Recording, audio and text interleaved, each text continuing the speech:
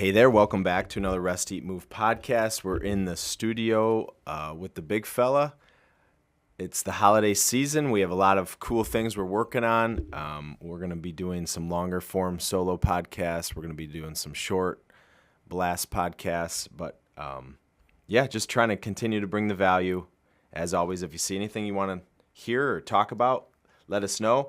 A couple announcements. We had our November sale, and part of that sale was if you purchase from us in the month of November, we drew 3 winners for our OTL exclusive sweatsuit. So Roger Luenga, Michael Weber, and Jenny Gloss were the 3 winners for that. And if anyone wants a sweatsuit, reach out. We can get you a sweatsuit. I think they're pretty cool. You didn't get a sweatsuit. I had to ask, though, why do you call it a sweatsuit? Well, it's a sweatshirt and a sweatpant. But why do they call it sweat? It's more like casual, relaxing. I don't know. I just think of sweatsuits like stuff that back in my era, like. It's called a sweat shirt.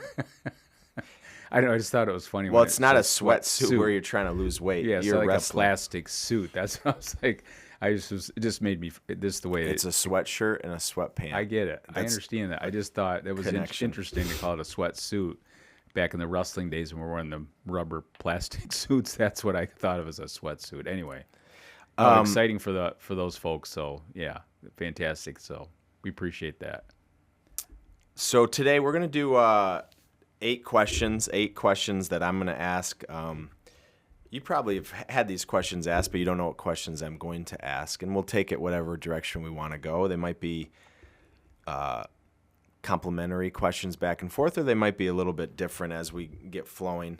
We had a pretty good conversation before we went live on the healthcare system, and so there might be some of those questions. You know, many of those questions we came back. Remember when we were doing all these virtual events? We've done over 800, and the people would hire us said, at the end we'll do Q&A. So can you send us some questions that we can ask if the audience doesn't ask questions? So that's where we would send them like 45, 50 questions, and and you pick whatever one you want, but that never was an issue. We always had plenty of questions. So and I always thought it was funny. I was like, virtually, maybe people can't pay attention and come up with their own questions, but yeah, we have the Q&A that we created from different webinars. So I'm going to ask anywhere between 8 and 10 questions, and I think these are some interesting questions that we've had on this sheet of paper for 4 or 5 years and talked about in our webinars. But they're probably more relevant and more interesting. And I'm amazed. I'm going to start with the first question here in a second. But this question doesn't even matter if I talk about it in the presentation. Like I'll say, hey, listen to this. Like I'll grab their attention. And then a hand goes up and says, well, what do you think about this? And sometimes it depends what mood I'm in. I want to say, I just talked about it. Like I just answered it, but okay, I'll answer it again.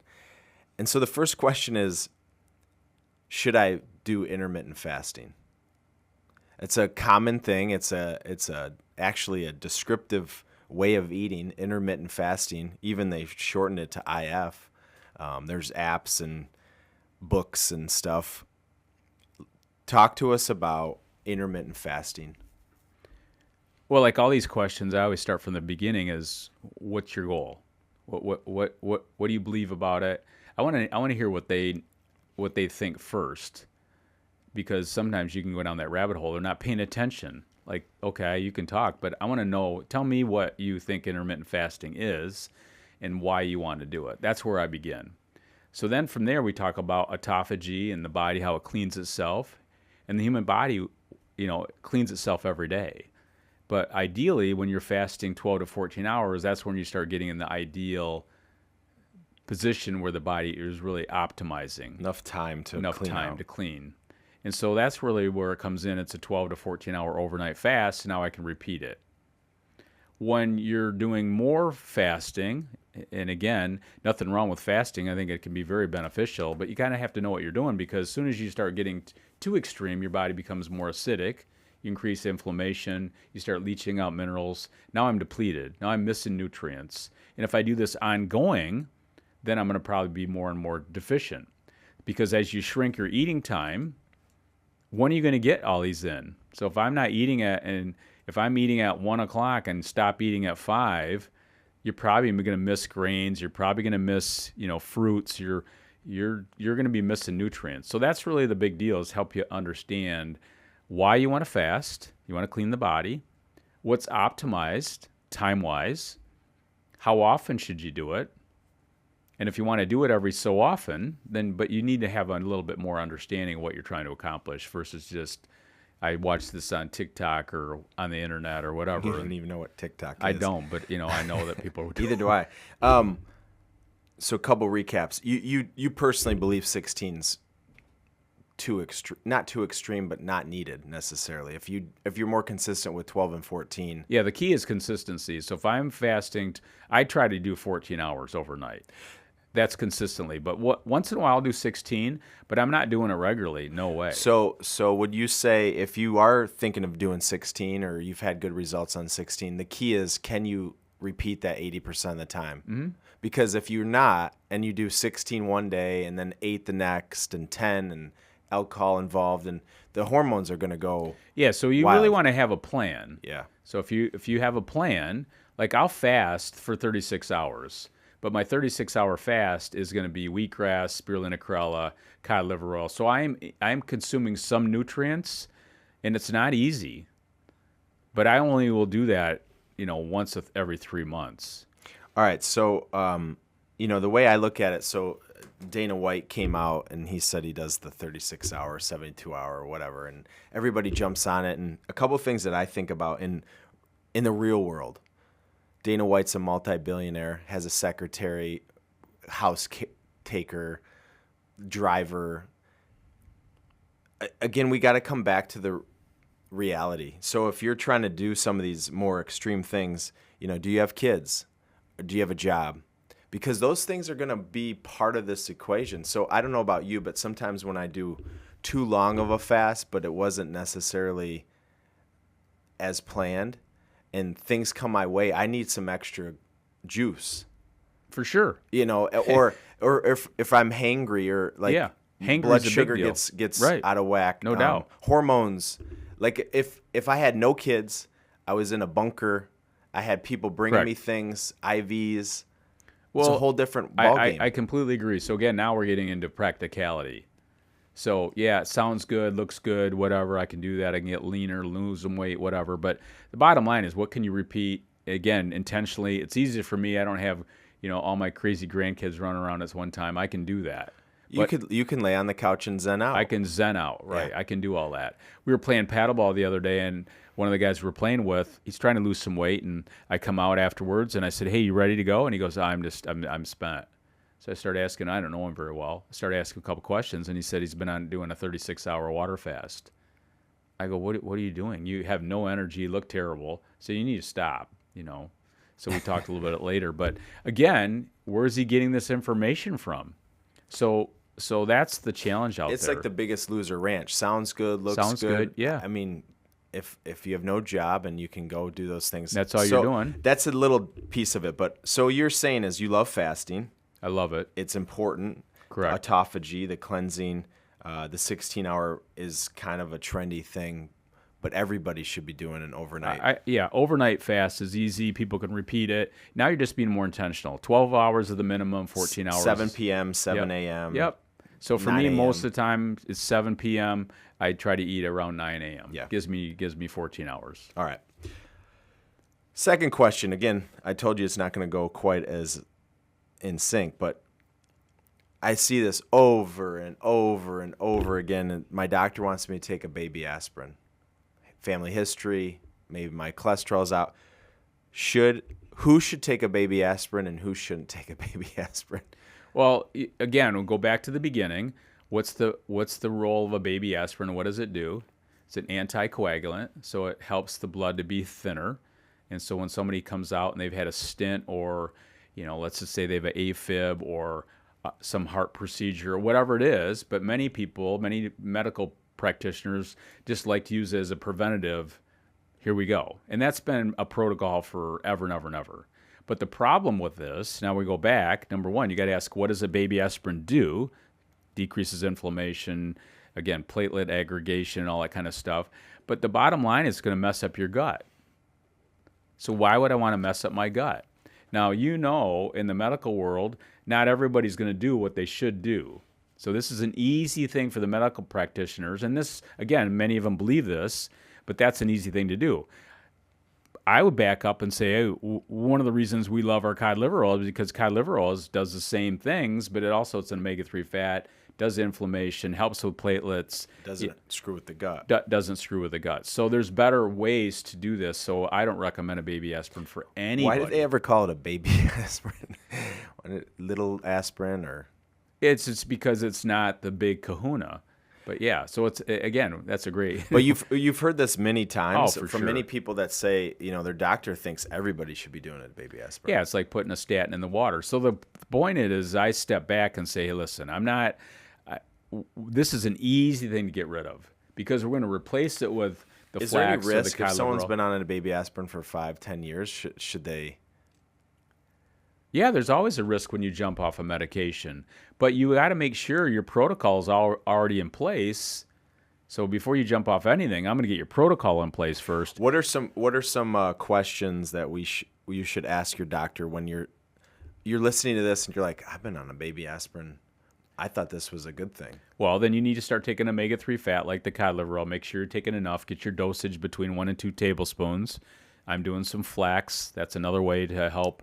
So your omega-3 fats are really good, beneficial for this. What are some symptoms that may be unnoticed? So you talked about digestion and gut health. Like, well, that's having the a big regular one. bowel movement? Do you feel? Yeah, like I mean, anytime you put some of these things in your gut, you're going to have other cascade issues down the road, and they don't really even sleep, skin. You're not going to even connect in the dots. Energy. So as soon as you start messing up the gut, stuff starts to roll. But it's not as really like you can't really point to it. Oh gosh, no. Like it's like, okay, you got this rash on your skin. Yeah, when people take antibiotics and they use baby aspirins and any other medications like these things, they're going to mess up the garden, and that's the gut. So yeah, it's a cascade. But when I really start diving in and they start telling me all their problems, I'm like, well, how's the gut?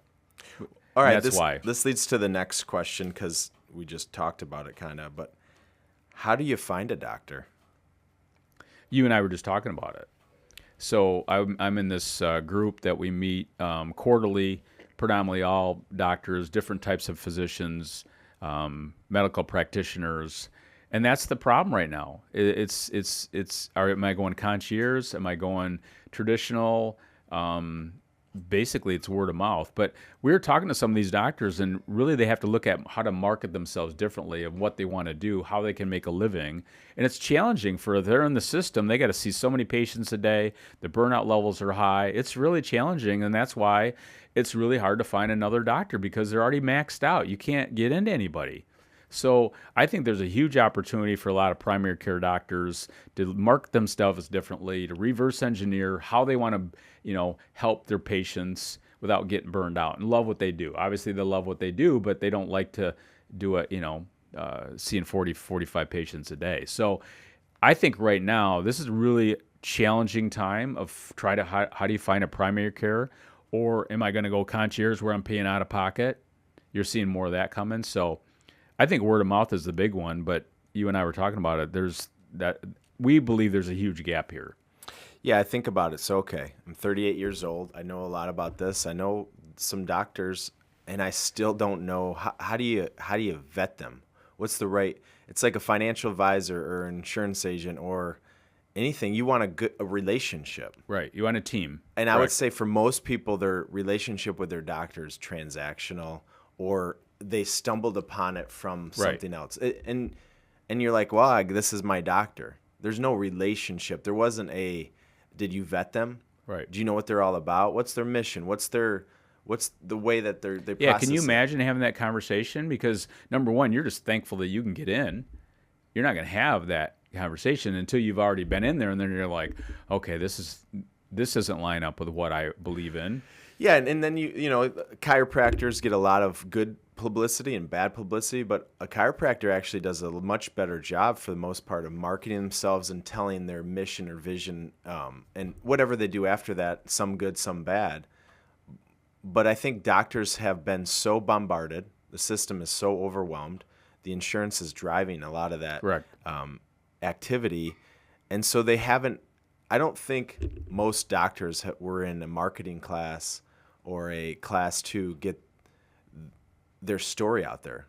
They went to medical school and they get placed, and next thing you know, there's all these people to see. Yeah, and this is what we were talking about the other night is like, let's just step back for a second. And then if you have your own business, what would you want it to look like? How do you want to operate it? How many hours do you want to work? Who do you want, let's go back that way. And then if that's what you want, because they want to help, they can't help the way they're. Well, I think about a dentist, and I'm a Seinfeld, so I'm laughing at some of the things dentists kind of get considered sometimes like not being a medical doctor. But I think of a dentist, and most dental practices have to market.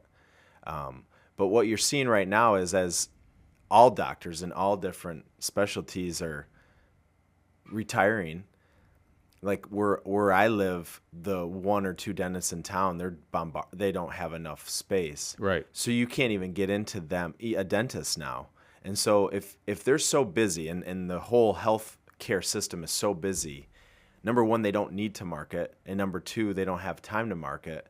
And so then you have people that are out in the wings that I would say are looking for prevention. Mm-hmm. And prevention is always going to be, well, it's not a priority. Think about a procedure, and a doctor has an emergency procedure. You get bumped because you have an elective. It's same thing with preventative. I'm looking for a doctor to help me stay and be my best. Yeah, you've heard me say this 100 times, but imagine you come in your doctor in your traditional family practice, and they'll say, "What are you here for?" Because I feel amazing. And then they'll look at you like you have a third ear. I'm like, what do you mean you're here? I'm here because I feel amazing. I want to continue to feel amazing. So that's the challenge. But at the same time, I think there's a huge opportunity for a lot of people, because people are not stupid. They don't have the knowledge. Yeah, here's my dream. So how to find a doctor? To answer that question, I would say we don't really have an answer. I think you have to be curious. I think you have to ask good questions. Here's my vision. At some point, somebody that has passion and desire figures out that I'm going to help people that want to actually be healthy. Right. Now, even people that are unhealthy, I can help maneuver. Yeah. But here's what I want. I want to go into a doctor with the ability to say, Matt, what are you here for? Well, I want to get my routine physical, my panels, my blood panel. I want someone to look at me from a muscular skeletal system. How's my range of motion, flexibility? Do I have any things that I need to look at, whether it's my spine or my hips or my neck? Right. So that doesn't, just by the way, that doesn't exist. And then maybe I want someone to look at me from the nervous system. Can I, we have so much great technology now to look at the brain waves and the pulse and connect that dots.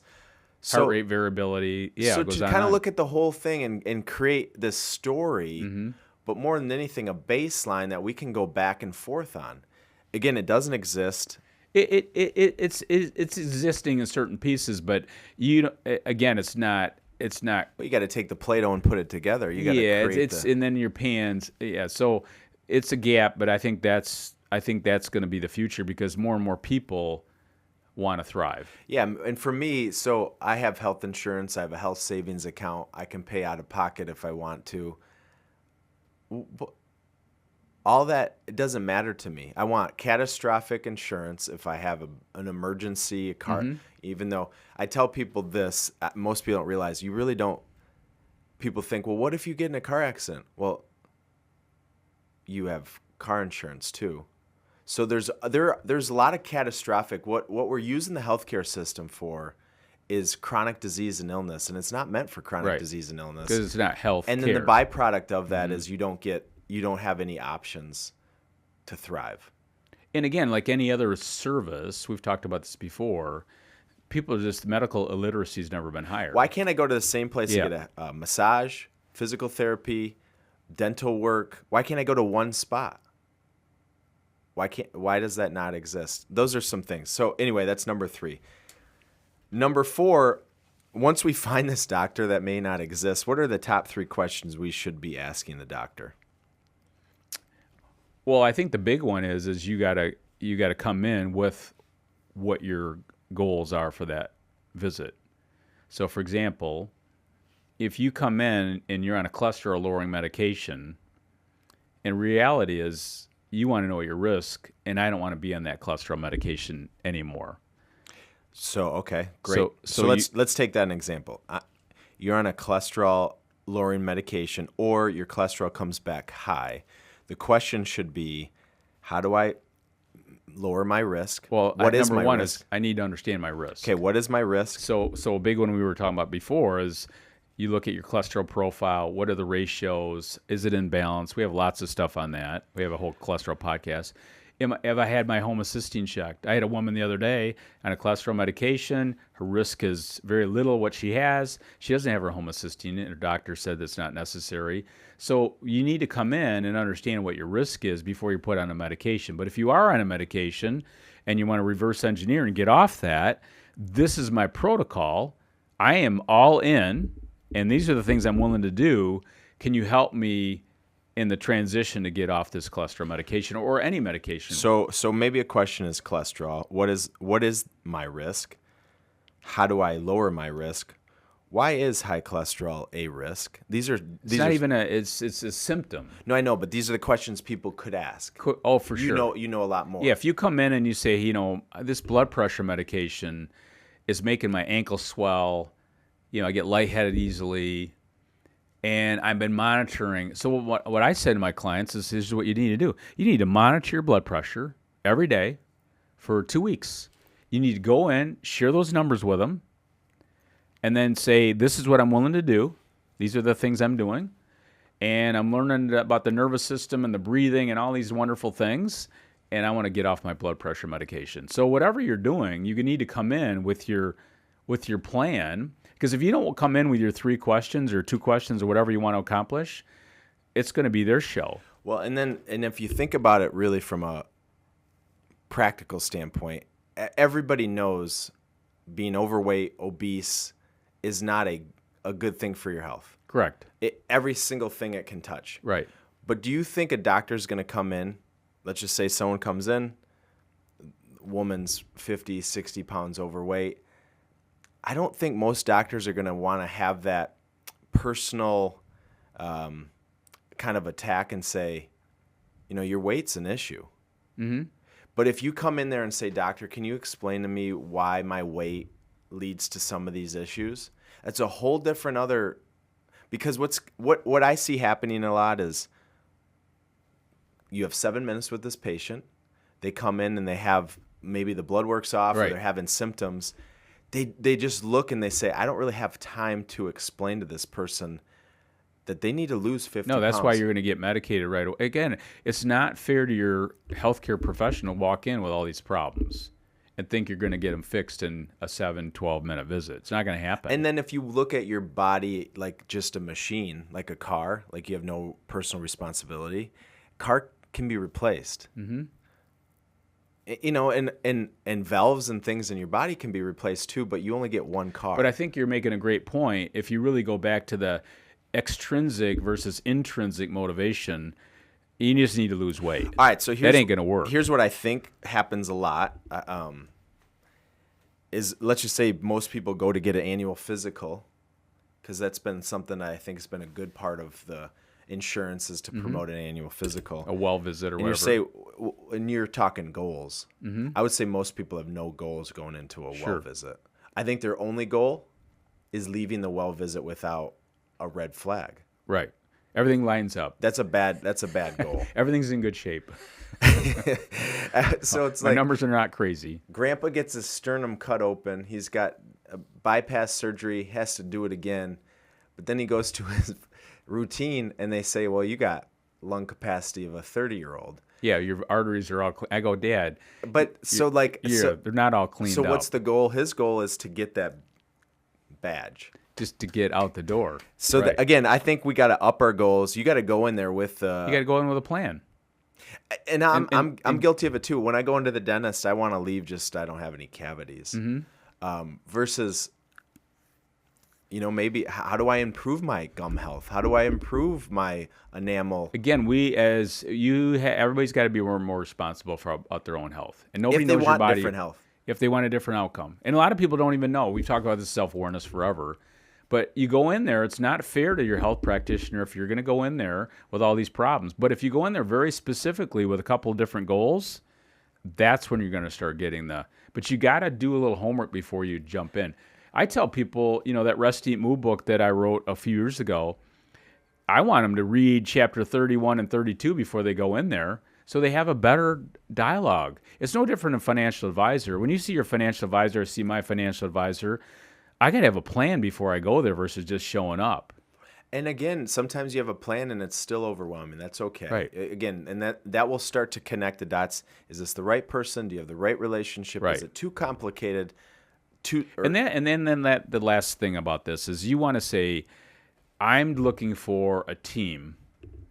And if that's not really going to happen, you probably need to find somebody else, whether it's a financial advisor or a medical practitioner, whoever's part of your team.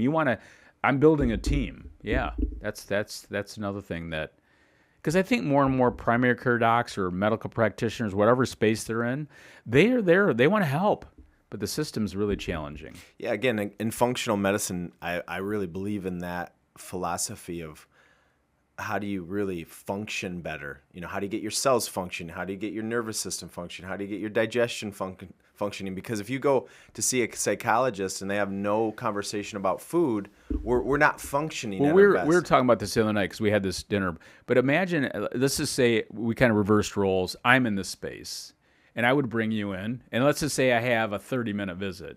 First thing I would do is like, hey, man, I need to see you get on the floor. Let me see you get on the floor. Number two, we got a little bar over here. I want you to go over there, and I want you to hang from that bar for like 10 seconds. It's these functional things. Let me get your blood pressure. I want to check your breathing. You're not taking the thing on the knee first? Yeah, I mean, it's these simple things that will show everything up and then to create awareness. I can't get on the floor. I can't hang from the bar. We have the same, I forget what the actual terminology is, vitals. We have the same vitals we've had for the last 100 years. Okay, anybody that has a wearable has their vitals in some capacity.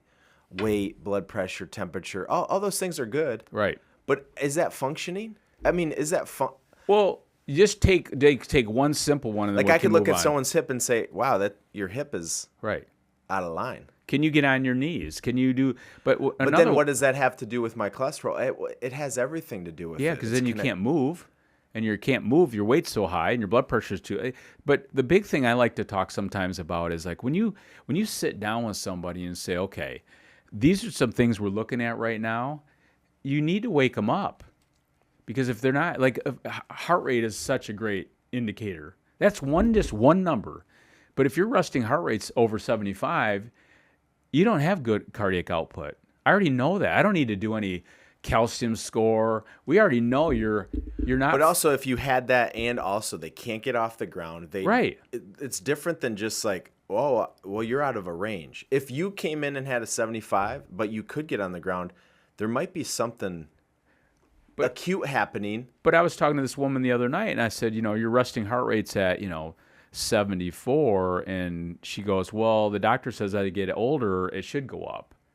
I go, well, no, that's not true. That goes up because we become less fit. Less output. Mm-hmm. Right. So that to me, those are big numbers that you go in and say, if I was, what's your resting heart rate? What's your blood pressure? Those are, how many breaths do you take a minute? What's the strength of your diaphragm? Those are huge tests that take there's no, invasiveness about that at all. It doesn't cost a dime, but how many people know that? How many people know your resting heart rate and how many breaths they take per minute and what their blood pressure is? They don't know that.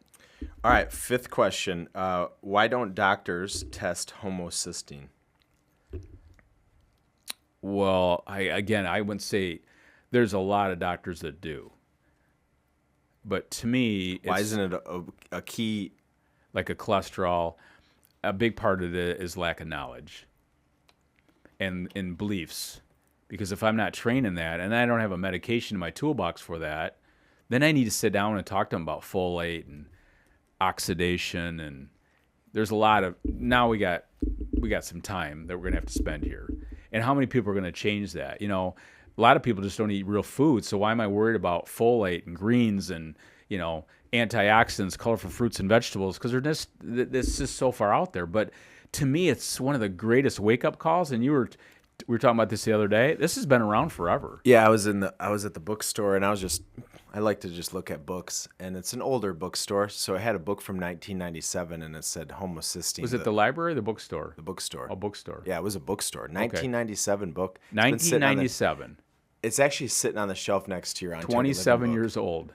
Next to the Ontario Living? Yeah, it's close by. It's a local bookstore, and so, but it's about homocysteine, and it's the whole book is just homocysteine.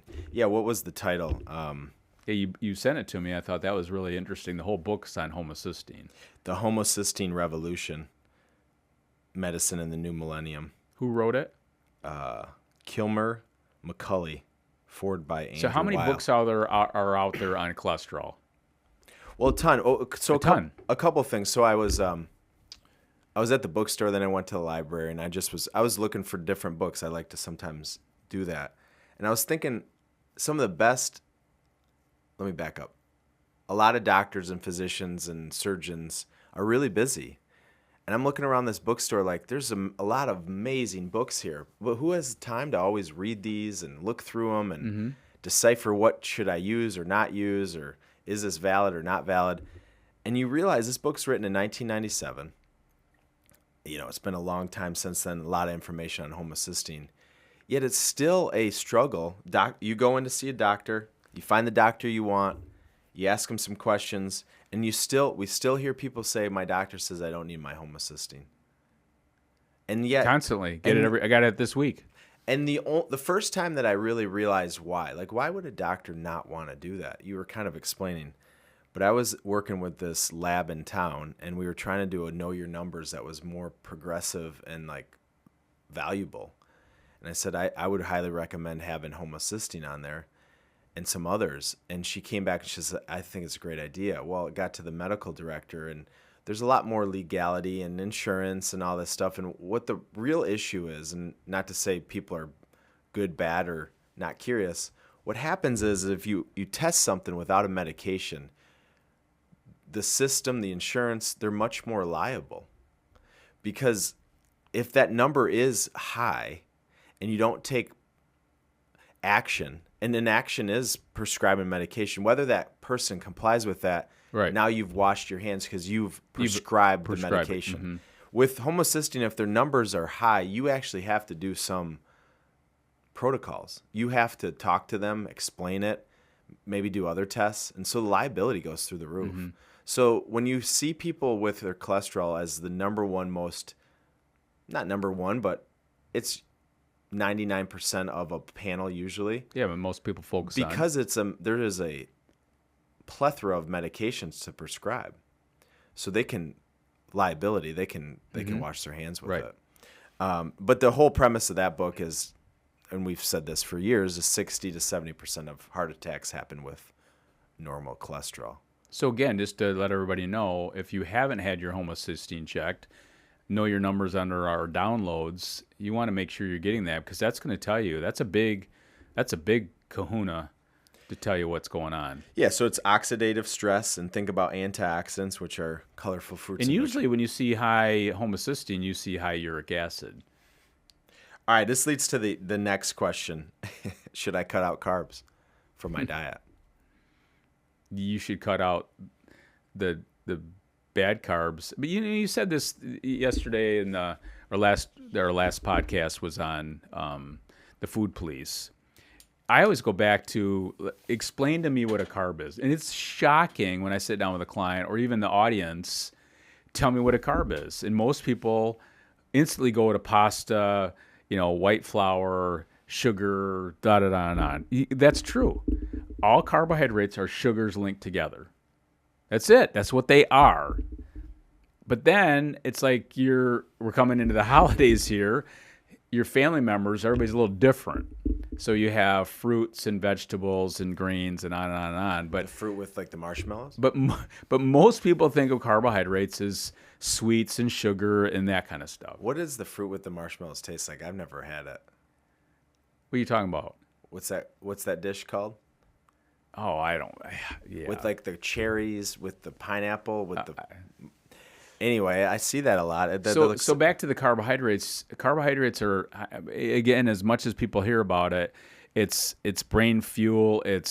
I call it, it's your jet fuel because your body antioxidants, fibers, and it produces serotonin. Yeah, and it's great for your gut health. So if you take it out, your body's going to be acidic. You know, the question I love to ask people is, what's an antioxidant? And they look at you like, and so like if they look at you what an antioxidant is, they're probably going to look at you like when you talk about oxidative stress. Right. So that's why I put this question here. It's not as well. They had this goofball doctor on. He's talking about muscle defense. And the muscle defense, you need these amino acids because they go right to the muscle. And as you age, you can lift weights all day long. And, Marty sent this to me, and I was looking at I've seen it 100 times.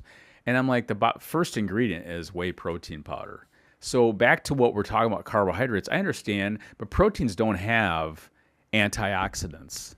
There is basically no antioxidants in a protein, per se.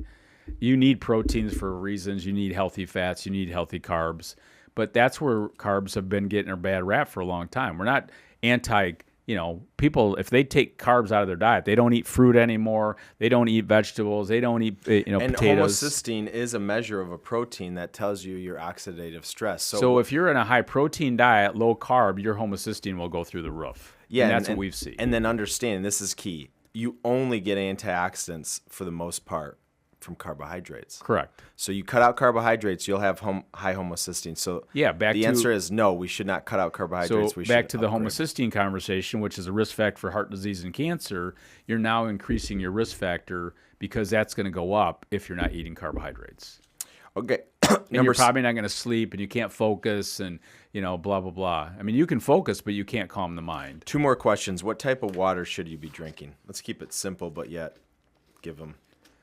The first thing I always talk about water is, number one, most people are not drinking enough. Let's just start with that. Let's start with just enough. And then from there you move into, is it purified water? Is it artesian? Is it mineral water? Is it spring water? Whatever it is. It always boggles my mind. Everyone wants to ask a question, what kind of water? What kind of fruit? What kind of this? And you're thinking, the first question I ask back is, do you drink enough water? Oh, no, I don't drink any water. Why are we asking what kind? Right. Let's just focus on the water. Should I have organic fruit? Do you eat fruit? No. Well, I mean, I guess I would. Yes, there are some organic Dirty Dozen things that I would try to focus on, but I'd focus on eating the apple But we're first. getting the sequence wrong. Sequence is off. Yeah, the sequence is off. So get the sequence down first. That's the volume. So I always tell everybody 50 ounces is your minimum. People are like, oh, you're half your body weight in ounces. I get that, but you're not even doing 30 ounces. Let's do 50 ounces to start with. If that's your worst day ever, you're probably going to be in good shape. And then ideally we start moving more, depending on the climate, how active you are. Yeah, get it closer to half your body weight. And then from there we start moving into the quality of the water. And I completely agree. There's a big difference. I don't buy purified water. I might drink it like a Dasani or Aquafina, but I'm not buying it if I have an option. So I'm going to buy, like a Fiji or a Mountain Springs or whatever it is, or some type of spring or artesian water. And then mineral water like a Pellegrino, and then I have a water ionizer at home. So yeah, I'm a big fan of that, but we get so crazy about that, but the sequence is off. And I tell people 99% of the Elkland water is going to be purified water that they're adding stuff to. So you just have to be conscious of it. Spring or artesian is kind of a safe play. That's telling you that they're not really touching it. It's coming from the source. They're not purifying it. And if you have well water at home, make sure you get a filtration system, but that could be very beneficial. So that's the problem, because when you have purified water, you're taking everything out. It makes the water actually kind of can dehydrate you. It's kind of like dead water is what it is. Correct. All right, last question. You talk about this a lot, testosterone. It kind of leads into finding the right doctor, asking the right question. Why should both men and women know their testosterone? Because it's the number one predictor of how you're aging. So it's the thriving hormone. And so we've talked about this before. The sooner, the better. Correct. You want to have a baseline. So if you're 20. If you're listening to this and you're thinking, well, why do I need my testosterone? Well, because you want to know what it was at 30, 35, 40. So when you're 50, you can kind of connect the dots.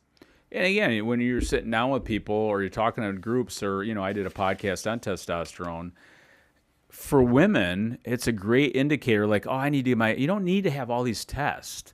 If you get your testosterone level checked, your cortisol level will probably, it's the opposite. It will probably be in line.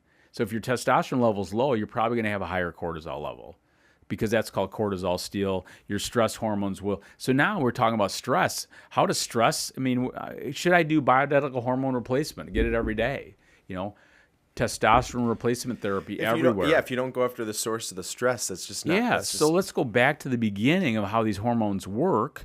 You got your building and sex hormones over here, which is testosterone and many others. Then you have cortisol, aldosterone, epinephrine over on this side. This side will dominate. You're running from the tiger. That will dominate these building and sex hormones. So that's why it's so important for both men and women to know their testosterone. Ideally for women, you want to see it over 20 to 25, and men, you need it over 500. So that's a great thing, and I cannot tell you, and you know this, when you sit down with people, I would say about 85% don't have that test. Well, again, most general family doctors are not hormonal specialists, and so their toolbox is limited in a sense. And so unless you ask or unless you're investing or even like Everlywell and some other you can get these tests at pretty cheap if you really are curious about it.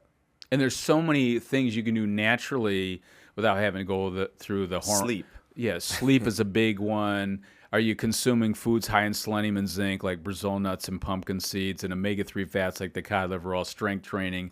Two Brazil nuts give you as much selenium as you ever could need.